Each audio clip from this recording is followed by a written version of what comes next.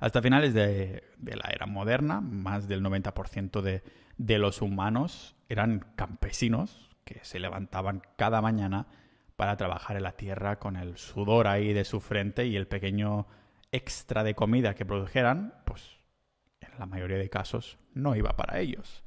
No, iba para la minoría de élites que lo dominaban todo.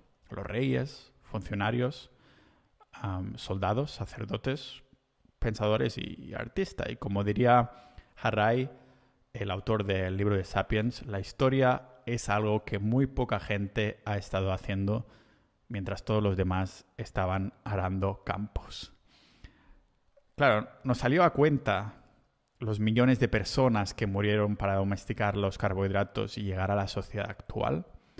No es tan difícil de responder esta pregunta si consideramos las enfermedades que ahora tenemos, que hace 10.000 años, cuando se inventó la agricultura, eran virtualmente inexistentes. A día de hoy, la Organización Mundial de la Salud pone encima de la lista de causas de muerte en humanos, pues nada más ni nada menos a enfermedades de condiciones degenerativas como son el Alzheimer, la demencia, la obesidad, diabetes, cáncer y todas, o más bien dicho, algunos tipos de cáncer, porque todas estas enfermedades derivan del consumo excesivo de carbohidratos. Dietas de más de un 60% de carbohidratos, que es lo que comen la mayoría de personas del mundo moderno actualmente.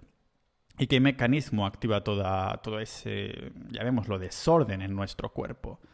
Pues para empezar nos destrozamos la flexibilidad metabólica.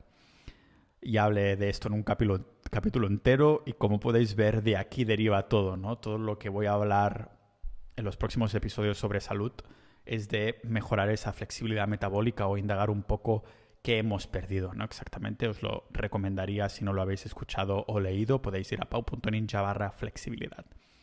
Como digo, pues hacerlo así, este desorden, este mecanismo, ¿no? Nos destroza la flexibilidad metabólica y nos descoloca la sensibilidad de la insulina, entre otras cosas. Algunas estadísticas que he visto han predecido que para el año 2050, que tampoco queda tanto, habrá un incremento de un 165% de diabéticos. Con casi ahí 30 millones de personas que se tendrán que pinchar insulina y controlar el azúcar en sangre de forma habitual, a diario, gente. Y es normal pues, que muchos pensemos que los carbohidratos han sido el fallo más grande que le ha pasado al ser humano. No solo a nivel cultural, pero sobre todo nutricional.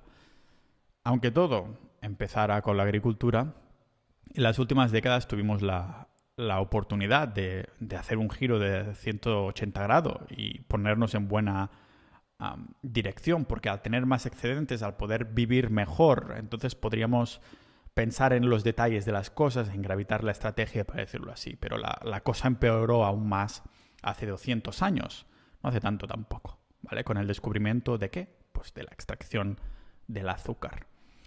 Con ello se creó también la industria del azúcar y el fraude más grande de nuestra salud, de nuestra historia nutricional. Hace pocas décadas hubo publicaciones, y lo digo entre comillas, con el tono entre comillas, que fueron publicaciones supuestamente científicas, porque salieron en The New England Journal of Medicine, que es en teoría una organización imparcial y reputada, y mucho más en la época. ¿Qué pasa? Pues que era el año 1967 cuando empezaron a salir estos papers, entre comillas, ¿no? Y esos años los periódicos médicos no estaban obligados a hacer públicos de dónde venían los fondos de estos estudios, ¿no? ¿A quién pagaba estos estudios? Pues no estaban obligados a revelarlo. Aunque esta es una regla que no se implementó y se forzó hasta el año 1984.